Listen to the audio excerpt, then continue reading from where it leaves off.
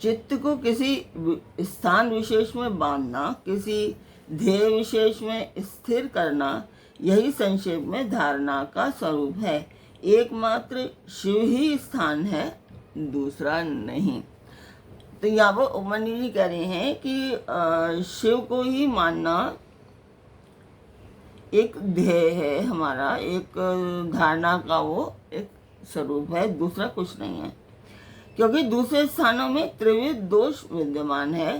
किसी नियमित काल तक स्थान स्वरूप शिव में स्थापित हुआ मन जब लक्ष्य से च्युत ना हो तो धारणा की सिद्धि समझना चाहिए, अन्यथा नहीं। अगर हमारा मन शिव में लगा हुआ हो और तो हमारा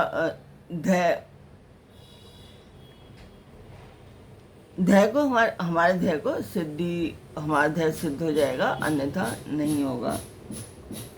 मन पहले धारणा से स्थिर होता है, इसलिए धारणा के अभ्यास से मन को धीर बनाएं। अब ध्यान की व्याख्या करते हैं। ध्यान में ध्येय चिंतायाम, ये मैं लिख दूंगी यहाँ पर, ध्येय चिंतायाम ये धातु माना गया है। इसी धातु से ल्युट प्रत्यय करने पर ध्यान की सिद्धि होती है। अतः विषय रहित चित्त से जो शिव का बारंबार चिंतन किया जाता है उसी का नाम ध्यान है। ध्येय में स्थित हुए चित्त की जो ध्येयकार वृत्ति होती है और बीच में दूसरी वृत्ति अंतर नहीं डालती, उस ध्येयकार वृत्ति का प्रवाह रूप से बना हुआ ध्यान, उसमें बना रहना ही ध्यान कहलाता है। तो नमस्कार, स्वागत करती हूँ मैं आप सभी का अपने इस कार्यक्रम शिवपुराण में।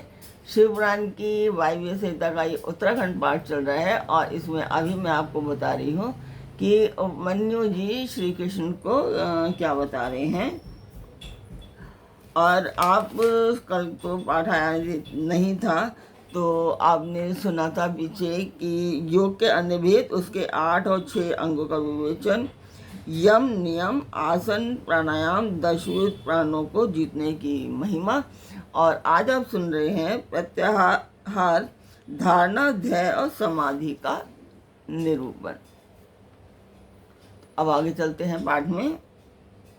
आगे उपमन्यु जी श्री कृष्ण को क्या कहते हैं कि दूसरी सब वस्तुओं को छोड़कर केवल कल्याणकारी परमदेव देवेश्वर शिव का ही ध्यान करना चाहिए। वे ही सबके परम ध्येय हैं। यह अथर्ववेद की श्रुति का अंतिम निर्णय है। इसी प्रकार शिवा देवी भी परम ध्येय है। ये दोनों शिव और शिवा संपूर्ण भूतों में व्याप्त हैं। श्रुति, स्मृति एवं शास्त्रों से यह सुना गया है कि शिवा और शिव सर्वव्यापक, सर्वदा उदित, सर्वज्ञ एवं नाना रूपों में निरंतर ध्यान करने योग्य हैं। इस ध्यान के 2 प्रयोजन जानने चाहिए। पहला मोक्ष और दूसरा प्रयोजन है अनिमा। दूसरा प्रयोजन है अनिमा आदि सिद्धियों की उपलब्धि। ध्याता, ध्यान, ध्येय और ध्यान प्रयोजन, इन चारों को अच्छी तरह जानकर योग वेत्ता पुरुष योग का अभ्यास करें। मैं एक बार दोबारा से बताती हूँ कि पहला ध्यान के 2 प्रयोजन जानने चाहिए। पहला है मोक्ष और दूसरा प्रयोजन है अनिमा आदि सिद्धियों की उपलब्धि। ध्यान, ध्याता, ध्येय और ध्यान प्रयोजन, इन चारों को अच्छी तरह जानकर योगवेत्ता पुरुष योग का अभ्यास करें। जो ज्ञान और वैराग्य से संपन्न, श्रद्धालु, क्षमाशील, ममता रहित तथा सदा उत्साह रखने वाला है, ऐसा ही पुरुष ध्याता कहलाता है। अर्थात वही ध्यान करने में सफल हो सकता है। साधक को चाहिए कि वह जप से थकने पर फिर ध्यान करे और ध्यान से थक जाने पर पुनः जप करे। इस तरह जप और ध्यान में लगे हुए पुरुष का योग जल्दी सिद्ध होता है। 12 प्राणायामों में एक धारणा होती है, 12 धारणाओं का ध्यान होता है और 12 ध्यान की एक समाधि कही गई है।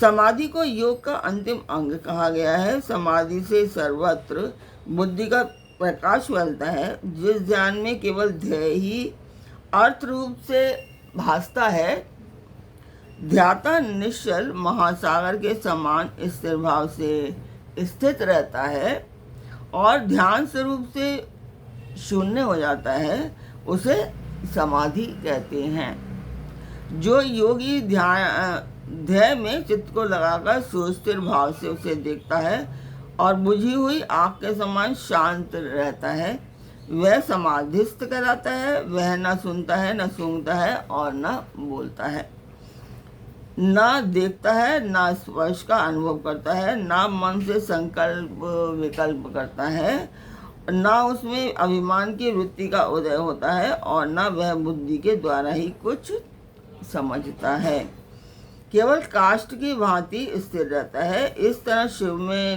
लीन चित्त हुए योगी को यहाँ समाधिस्थ कहा गया है। जैसे वायु रहित ध्यान में रखा हुआ दीपक कभी हिलता नहीं है, निस्पंद बना रहता है, उसी प्रकार समाधिनिष्ठ शुद्ध चित्त योगी भी उस समाधि से कभी विचलित नहीं होता, सुस्थिर भाव से स्थिर रहता है। इस प्रकार उत्तम योग का अभ्यास करने वाले योगी के सारे अंतराय शीघ्र नष्ट हो जाते हैं और संपूर्ण विघ्न भी धीरे धीरे दूर हो जाते हैं। तो जहाँ ज़रूरत है मैं वहाँ पर लिखती जाऊँगी, आप एक बार दोबारा से रिपीट करके पढ़ लीजिए, उसे पढ़ लीजिए, सुन लीजिए, तो आपको अच्छे से समझ में आ जाएगा। तो आशा करती हूँ आपको पाठ आनंद देगा। तो कल तक के लिए आज्ञा दीजिए। ओम नमः शिवाय। जय माता की।